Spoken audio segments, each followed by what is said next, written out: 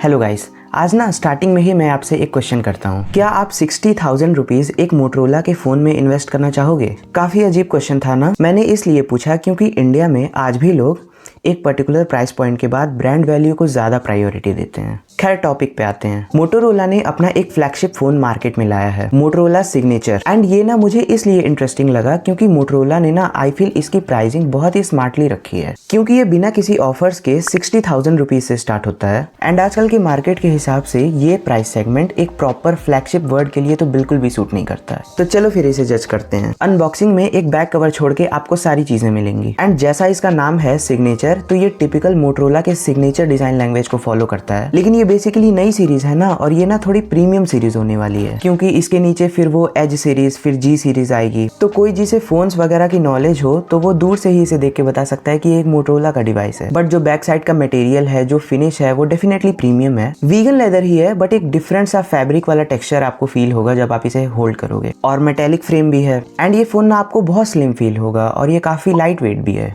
In short, मैं जिस तरह के कलर्स वगैरह पसंद करता हूँ वैसा नहीं है, बट इसकी डिजाइन लैंग्वेज प्रीमियम साइड है। एंड यूएसबी जनरेशन फास्ट वाला है, USB 3.2 Gen 1। एंड काम के फीचर्स जैसे कि प्रॉपर IP रेटिंग है, बट पानी में नहीं लेके जाना, एंड मिलिट्री ग्रेड सर्टिफिकेशन वगैरह तो है ही। एंड यस, अगर मैं इसकी डिस्प्ले की बात करूं तो जनरली आजकल किसी भी फोन में हमें एज सच कुछ डिस्प्ले से शिकायत रहती नहीं है, वैसा ही यहाँ पे भी है। जरूरी फीचर्स जैसे कि यस, ये एक LTPO डिस्प्ले है, मतलब ये प्रॉपर 1 हर्ट्ज से 120 हर्ट्ज पे स्विच होता रहेगा, जिससे बेसिकली बैटरी बचती है। एंड 120 हर्ट्ज मैंने इसलिए बोला क्योंकि ये डिस्प्ले ना 165 हर्ट्ज की है, लेकिन मोस्टली UI में 120 हर्ट्ज ही चलता है।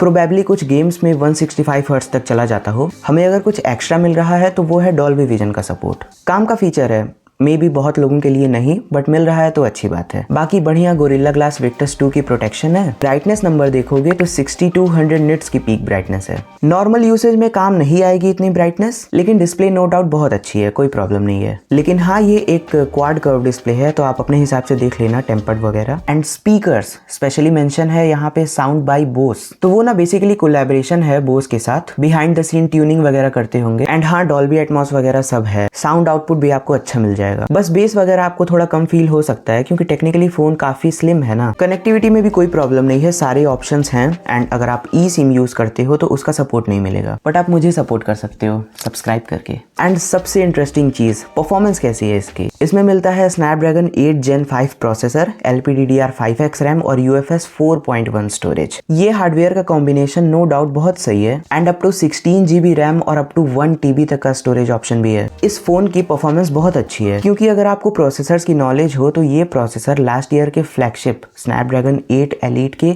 इक्विवेलेंट परफॉर्म करता है। अंतुतु स्कोर अप्रॉक्स 3 मिलियन के आसपास आते हैं। मतलब नॉर्मल यूसेज में लैग वैग तो जाहिर सी बात है नहीं आएगी। आपको अगर मल्टीटास्किंग करनी है, आपको जल्दी जल्दी एप्स के बीच में स्विच करना है, डेफिनेटली आपको ये फोन बहुत फास्ट फील कराएगा। एंड अगर आप इसमें हैवी टास्क परफॉर्म करना चाहते हो, जैसे बहुत से लोग एडिटिंग करना चाहते हैं अपने फोन में, ये हार्डवेयर इजीली केपेबल है इन सारी चीजों के लिए। तो आपको परफॉर्मेंस में कोई चिंता करने की जरूरत नहीं है। बस अगर आप इसे स्पेसिफिकली गेमिंग के लिए देख रहे हो तो देखो, ये फोन गेमिंग को टारगेट नहीं करता है, क्योंकि ये स्लिम बहुत है। तो लॉन्ग गेमिंग सेशन में आपको थर्मल्स यानी कि हीटिंग वगैरह नोटिस हो सकता है, जिसकी वजह से आपको कंसिस्टेंट FPS नहीं मिलने के चांसेस है लॉन्ग गेमिंग सेशन में। एंड बैटरी mAh भी गेमिंग के पर्सपेक्टिव से कम ही है। तो आई फील स्पेसिफिकली गेमिंग के लिए आप इसे स्किप कर सकते हो। इससे कम प्राइस में अदर ऑप्शंस हैं, बट अगर आप कैजुअली कभी कभी गेम्स खेलते हो तो कोई दिक्कत वाली बात नहीं है। ओवरऑल इसकी परफॉर्मेंस बहुत अच्छी है, बट मोटोरोला ने इसके कैमरा डिपार्टमेंट को बहुत ज्यादा हाईलाइट किया है। एंड सच में इसका कैमरा हार्डवेयर फ्लैगशिप वाला ही है। बैक साइड में 50 मेगापिक्सल का मेन, 50 मेगापिक्सल अल्ट्रा वाइड और 50 मेगापिक्सल का पेरिस्कोप लेंस है। एंड 50 मेगापिक्सल की ही सेल्फी है। और जो ये 50 मेगापिक्सल का मेन कैमरा है ना, इसमें सोनी LYT 828 सेंसर आता है,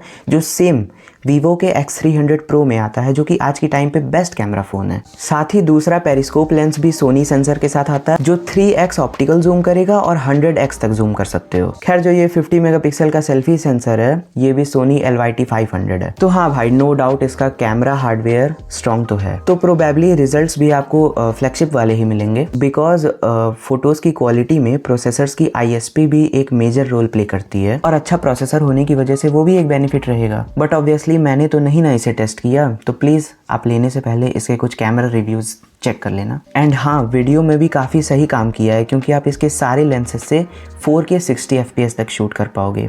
फ्रंट कैमरे से भी, और 4K 120 FPS का भी ऑप्शन है, साथ ही 8K 30 FPS with Dolby vision का सपोर्ट है। तो हाँ, इस पर्टिकुलर प्राइस पॉइंट के हिसाब से ये एक स्ट्रॉन्ग कैमरा सेटअप ही है, बट आप इसके कुछ कैमरा रिव्यूज जरूर देख लेना। एंड अगर मैं इसके सॉफ्टवेयर एक्सपीरियंस की बात करूं तो आपने अगर कोई मोटो का फोन यूज किया हो तो उसी की तरह सॉफ्टवेयर एक्सपीरियंस मिलेगा। कोई थर्ड पार्टी एक्स्ट्रा एप्लीकेशंस वगैरह नहीं है, जो मोटो के ऐप्स आते हैं वही है, और इनका यूआई ना काफी सिंपल सा रहता है, नियर टू स्टॉक एंड्रॉइड। बहुत लोगों को पसंद आता है ये, बट मुझे पर्सनली उतना अट्रैक्टिव नहीं लगता है ये, क्योंकि जब आप इसे ऑक्सीजन ओएस या रियलमी यूआई या फिर किसी और यूआई से कंपेयर करोगे तो उनके कंपैरेटिवली कस्टमाइजेशंस और फीचर्स वगैरह आपको उतने नहीं मिलेंगे। बट ओवरऑल ये एक फंक्शनल यूआई है, कुछ मेजर चीजें आप मिस नहीं करोगे। एंड इसमें ना एक डेडिकेटेड एआई वाला बटन मिलता है जिसमें आपको ये सारे एआई फीचर्स मिल जाएंगे इन केस अगर आप यूज करना चाहते हो तो। एंड इनका कोई गैलरी ऐप नहीं आता है, तो आप गूगल फोटोज यूज करोगे तो वो वाले भी एआई फीचर्स आप यूज कर सकते हो। एंड मोटो ने इसमें 7+7 ईयर्स का सॉफ्टवेयर अपडेट प्रॉमिस किया है। अगर आप में से कोई मोटो का फोन यूज कर रहा है तो जरा कमेंट करके बताइए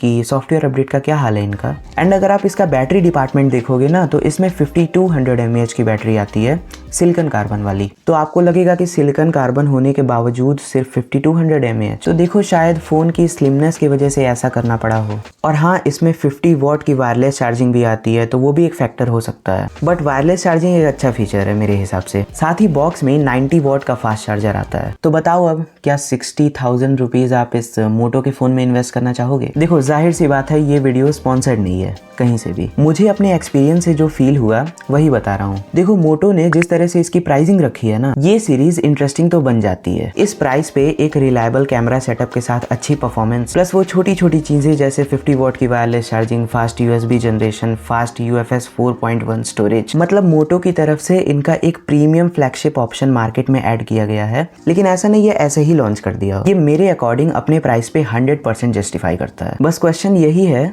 कि एक नॉर्मल यूजर जो इतना अमाउंट इन्वेस्ट कर रहा है तो क्या वो ब्रांड वैल्यू को देखेगा, यानी कि वो एप्पल, सैमसंग या फिर OnePlus की तरफ जाना चाहेगा, या इसे भी एक मौका देगा? बिकॉज लोगों के मन में मोटो की सर्विस को लेकर बहुत डाउट रहता है, क्योंकि इंटरनेट पे लोगों को बहुत से इश्यूज देखने को मिले हैं इनके सर्विस के रिगार्डिंग। तो बस यही थी आज की वीडियो। आप बताओ कभी गए हो आप मोटो के सर्विस सेंटर? अगर हाँ तो कैसा एक्सपीरियंस था? एंड अगर स्पेसिफिकली गेमिंग करनी है तो कम प्राइस में OnePlus 15R देख सकते हो। और फोन्स और टेक से रिलेटेड कोई भी क्वेश्चन हो तो आप कमेंट करो, मैं 100% रिप्लाई करने की कोशिश करूंगा। एंड अगर वीडियो अच्छी लगी और यहाँ तक देखे तो thank you so much. Please आप लाइक शेयर सब्सक्राइब करना। Bye bye.